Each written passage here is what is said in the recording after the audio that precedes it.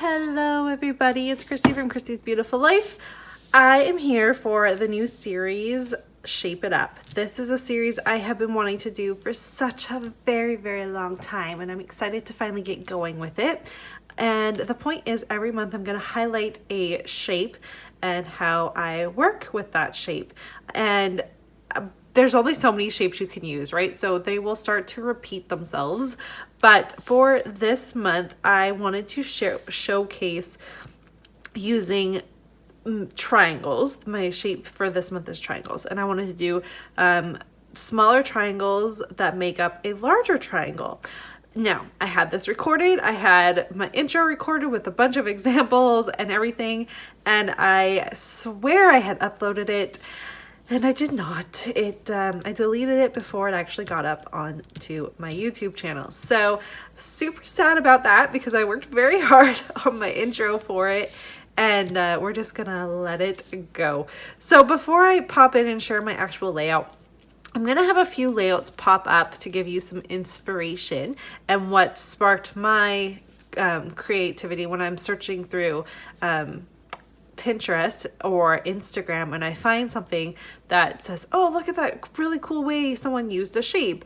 And so this is what's currently in my Pinterest boards about what's inspiring me with triangles. Now there's an awesome layout from Daisy that does pinwheels. I love how she uses pinwheels, but the actual shape is a triangle that's been turned into a pinwheel. Now I've done this layout before. I made a Christmas layout about it actually just in my past 30 days of sketches. So love that inspiration. There's the idea of taking scraps and creating triangle with little tiny bits of thin border, basically borders into a really large triangle. Really loved that idea. There's so many. I have done a layout where I've used triangles to create a heart.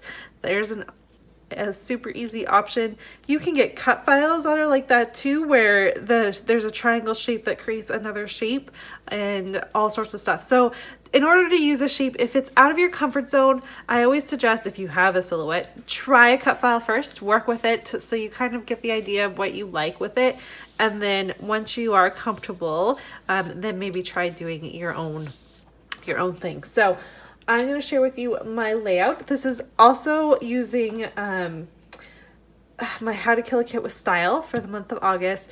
And it is also a layout for Spiegel Mom Scraps because it is my day to share. So this is what my layout turned out. And I'm so sad, like I said, that it didn't record because I did a lot of really neat things, I feel, on this layout. And I had actually shared how I created my shaker pocket. But that's okay because there are fabulous examples like Brie and Daisy. I also think Crystal has one where they show you how to make shaker pockets. So just look back on the Spiegel Mom Scraps YouTube channel. I'll have that link below, or their individual channels, and you'll be able to see. It's quite easy. You just use some tape, then some fun foam, and put your sequins in that. Tape it down and add your pattern paper on top. So pretty easy, but I had recorded it and like I said, it's not there, and it makes me sad. So that was my first thing that I did, and I used Flamingo Bay and an older mix, but highlighting the Flamingo Bay collection because it's just so gorgeous. So I went ahead and started with that. And then I picked the rest of the pattern papers from a 6x6 paper pad that's mermaid themed. And I am loving how I'm getting that paper pad used up because I used it on one layout about my daughter and I was like, well, that's it. I probably am not going to use the rest of it, but I'm finding it very versatile. So I'm loving how I'm getting that used up. And I love how the purple kind of matched everything. I then went in my kit and I had this gorgeous piece of pattern paper that I have had, you guys, since I lived in my basement suite. So I'm thinking probably like 2015 is probably, it could even be, 2014, 2015 is when the paper was made. I had done some mixed media on it, and then I created a layout, didn't like it, and took it away, and this has just been sitting in my stash. So I love that I got that. I did back it with a blue as well so that there was a bit of interest there, and then did this fun little border. So there was that. That's what I started it on. I then decided that I really want to use this cut file from the Creative Cuts Club. So I went ahead and misted it in 3 different shades of yellow that I have from Shimmers. And this is where I think I love it. I love how it turned out. I'm gonna zoom in close, but I added a flare from Scrap and Happy Studios, a few puffy stickers, and then some clear sequins from the Flamingo Bay mix. And I just love how that turned out. I think it's just super neat. So I went ahead and did that. And Barrett's here, so if you hear him talking, he's just talking away. And then I went here to my photo. Now my photo was taken from last year. We went to a water park that was a tiny bit of a drive for us at the time, but is now literally like 5 blocks away from where we live. It's in our community now.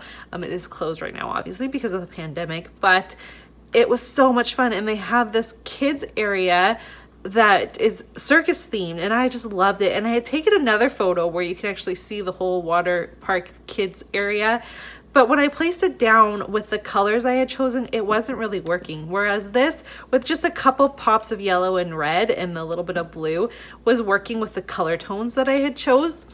So I decided that this is the photo I wanted to go ahead and use, and then took in some embellishing. I used the same paper I used to back.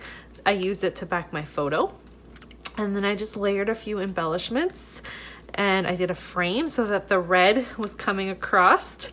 This is an embellishment. This is an embellishment. These are all in the ephemera thing that I have in my kit. I came down here to add one more pop of red. So there's the visual triangle. So the little fishes, because you know it's water, and then sequins outside of the pocket so that it's represented again in a visual triangle. Finished with my title that just says Sunshine Fun at the Water Park, which you can see, but I didn't want to be in your face and out there because it's already quite a busy layout.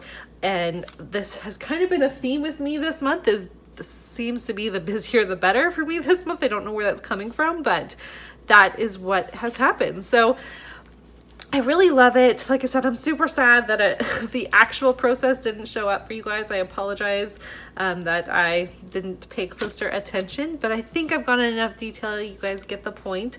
And if you do have any other questions, please let me know. I do look at my comments, and if there's questions, I try to respond to them. Otherwise, I do read them and love them. So thank you. Please keep them coming if you so wish.